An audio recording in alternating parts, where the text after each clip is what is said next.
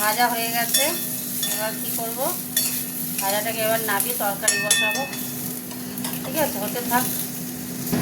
চলো, কড়াই তেল দিয়ে দিচ্ছি। পটল ভাজা কড়াতেই করছি। তেল দিয়ে দিলাম। তেলে একটু মিষ্টি দেবো।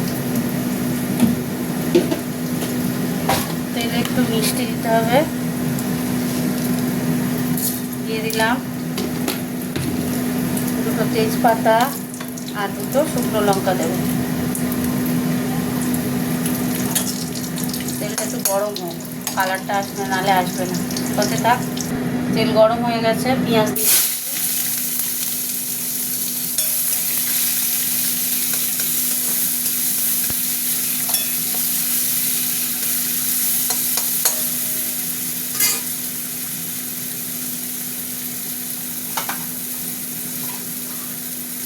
পেঁয়াজের সাথেই আমি এই যে টমেটোটা দিয়ে দিলাম। দুটো একসঙ্গে হবে।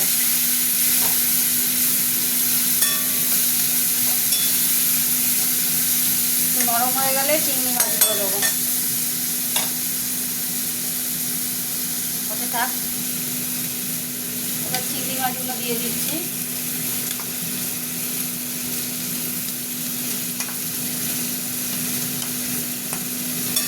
চিংড়ি মাছগুলো দিয়ে দিলাম। এবার আঁচটা কমিয়ে না ভাজবো।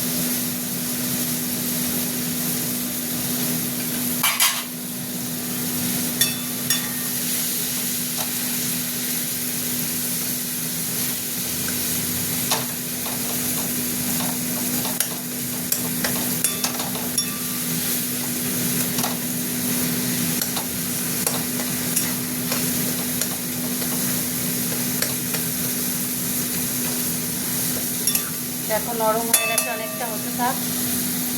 এবার বন্ধু মশলাটা ঢেলে দিলাম। আদা বাটা, লঙ্কা গুঁড়ো, ধনে গুঁড়ো, জিরে গুঁড়ো, হলুদ গুঁড়ো সব দেওয়া আছে। আর কি বলে, আদা রসুনের বাটা। মশলাটা কষা কিছুটা কষে নিয়ে তারপরে পটল আলু দিয়ে কষবো। হতে থাক বন্ধুরা। এবার পটল আলু দিয়ে নাড়বো। এটা দিয়ে একটু কষবো। কষে তেল ছেড়ে দিলে জল দিয়ে দেবো। এখন কষা হবে। আলুটা আর একটা কড়াতে ভেজে নিয়েছিলাম, বুঝেছ? আলু কাঁচা দিইনি, ভাজা আলু।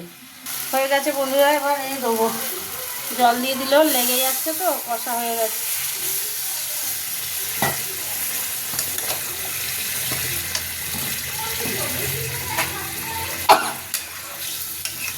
বাবা ঝাঁঝে হ্যাচ্ছ হচ্ছে।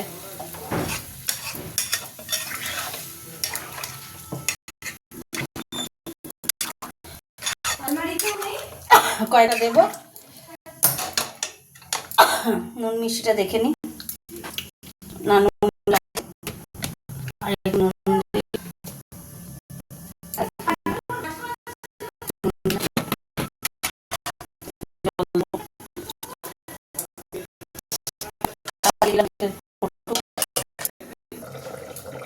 চাপাটা একটু খুললাম। হয়ে গেছে তরকারি। এই দেখো, এই যে আলু সিদ্ধ হয়ে গেছে। পটল তো সিদ্ধ হবেই। এই যে পটলও, কচি পটল তো। কমপ্লিট হয়ে গেল রান্না। চাপা দিয়ে দিলাম, গ্যাস অফ করে দিলাম। চলো তোমাদের সাথে একটু কথা বলে নিই। পটল আলু চিংড়ি দিয়ে ঝোল বানিয়ে ফেললাম। কেমন হয়েছে কমেন্ট করে জানিও। আর তোমরাও বাড়িতে এরকম করে বানাবে, আমার খুব ভালো লাগে পটল আলু চিংড়ি মাছের ঝোল। টাটা, গুড নাইট সবাইকে, আবার দেখা হবে কোনো এক রান্নায়। টাটা।